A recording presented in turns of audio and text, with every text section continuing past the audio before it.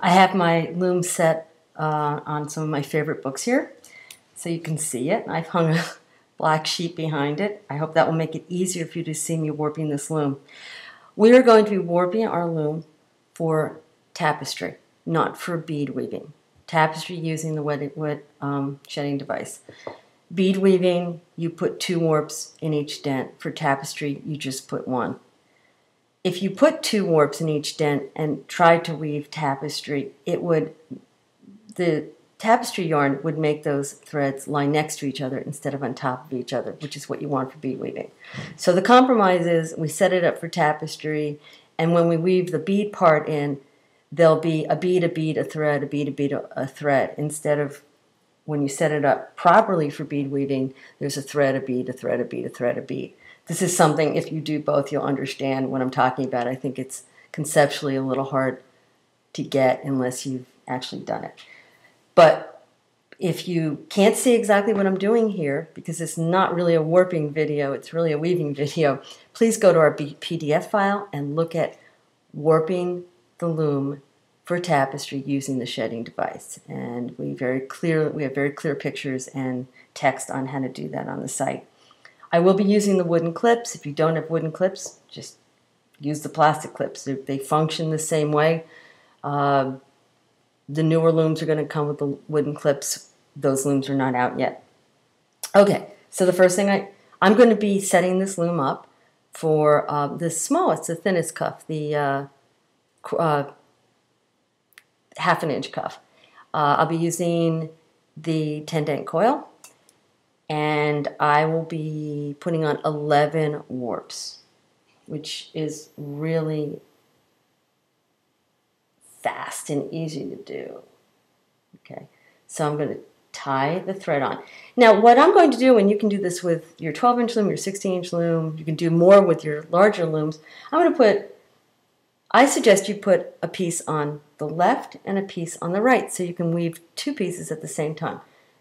Because of time constraints right here, I'm just going to put a piece on the left and I'm going to tie a string to the right. First thing I'm going to do is go up the back of the loom, under the loom, do a U-turn around the warping bar. Now again, if this is not clear, the pictures we have are, let me see, does that look clear? That looks pretty clear.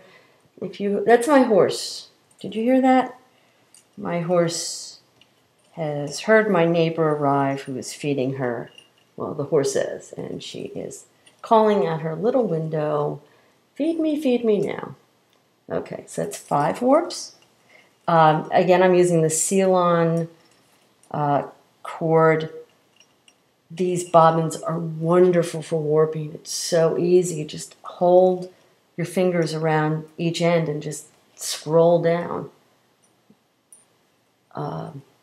Bobbins in general are easier for warping than big tubes of warp. The other problem with big tubes is they're hard to get under the bottom of the loom, in which case you would have to have the books separated so that there was a space there. 1, 2, 3, 4, 5, 6, 7, 8, 9,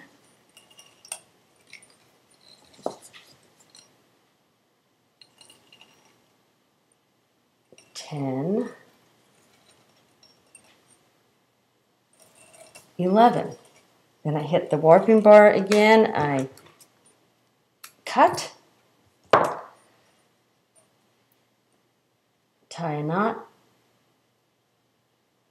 which is my least favorite thing to do when it's under tension. You want to make sure that you're getting that last warp as under the same tension as all the others. Okay, done. That's it for putting on the warp. Now I'm going to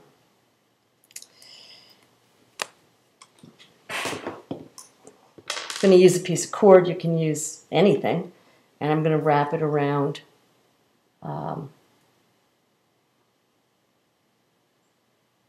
this side. Take it around through the spring, and then I'm going to. This is the Tex Love cord we use for the extra warping bar kit.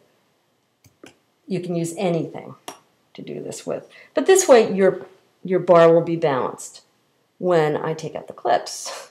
It won't all just fall apart. So you turn your clips around. Remember, if you're using the wooden clips, it's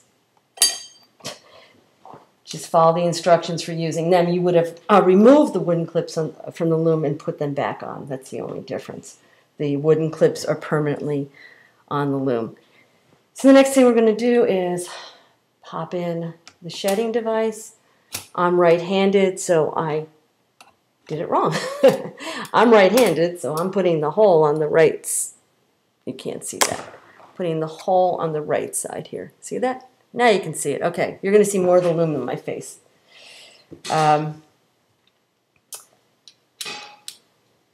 going to, I'm sorry. With the wooden, see that fly across the room? With the wooden things, we have a little metal tabs up there that have to get screwed down slightly. They keep the shedding device from popping out. So do that. With your black clips, that's not the case. Let's make sure my clips are tight. Everything's good. Okay, now we're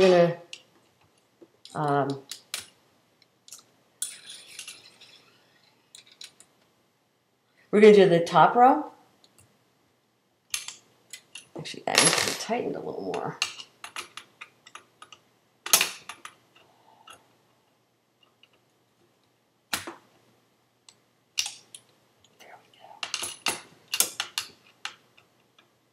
Oh my God, I'm wasting so much time doing this.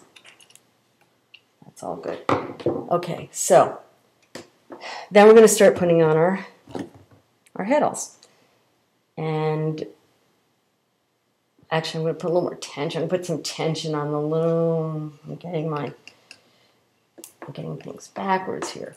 Okay, so I'm going to put tension on the loom. I'm going to put a heddle on the first warp thread.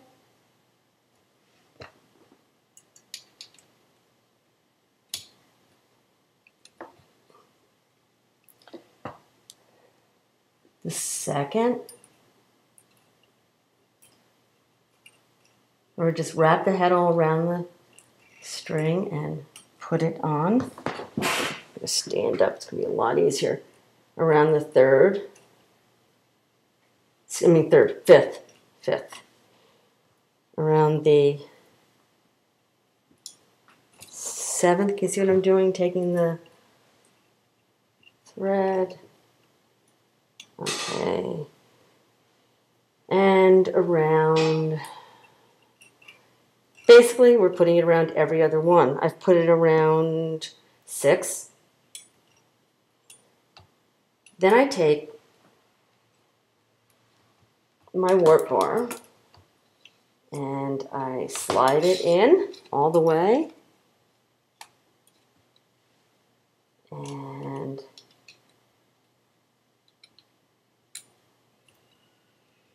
I tighten it, and then I rotate it around so that the warps, the heddles I've just put on are on the bottom, and now all I have to do is put the 5 on the top.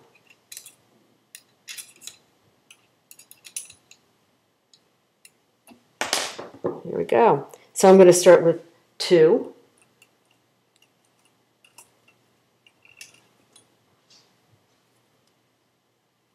4,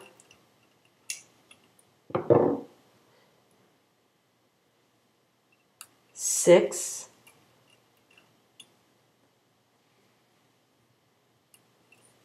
8, 10.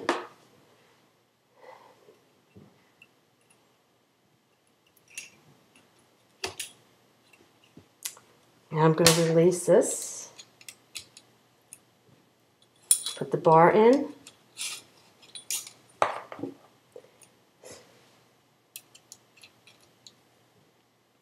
And we are ready to